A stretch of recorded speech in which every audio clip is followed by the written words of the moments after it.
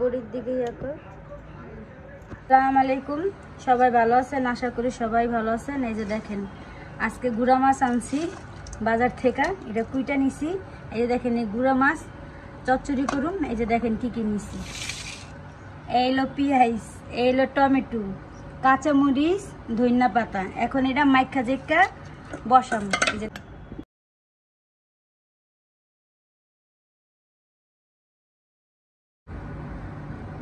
নিলাম পেঁয়াজ, তারপরে যে টমেটো, এই কাঁচামরিচ, ধনিয়া পাতাটা এখন দিব না, ওটা পরে দিব।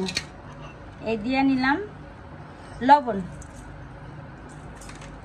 দিয়ে নিলাম 2 চামচ হলুদের গুঁড়া, 1 চামচই দিলাম, 2 চামচ লাগবো না, মাছ অল্প।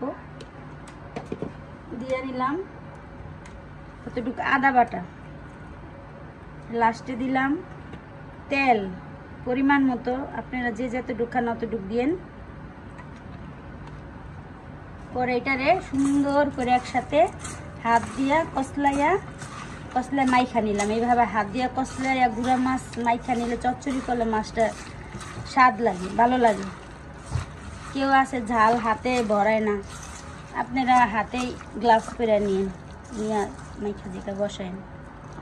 তারপরে দিয়ে নিলাম সেই গুঁড়া মাছটা। এখন এটারে দিয়া এটার সাথে মিলাই নিলাম। দেখেন, এটার মধ্যে হালকা অল্প পানি দিন। এই যে দেখেন, অল্প পানি দিন, লাগে যে এখন এই চচ্চড়ি হয়ে গেছে। এই যে হালকা এটা একটু পানি দিলাম, হাতটা এটা ধুয়ে নিলাম। বেশি পানি দিব না, অল্প একটু পানি দিলাম। এই যে দেখছেন, এখন চুলায় বসাই দিলাম সুন্দর মতো। মিনিট পর এটা দেখাবো।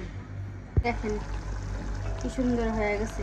যে ধনিয়া পাতাটা দিয়ে দিলাম এখন, আর 5 মিনিট রাইখা নামাই হলাম। ঠিক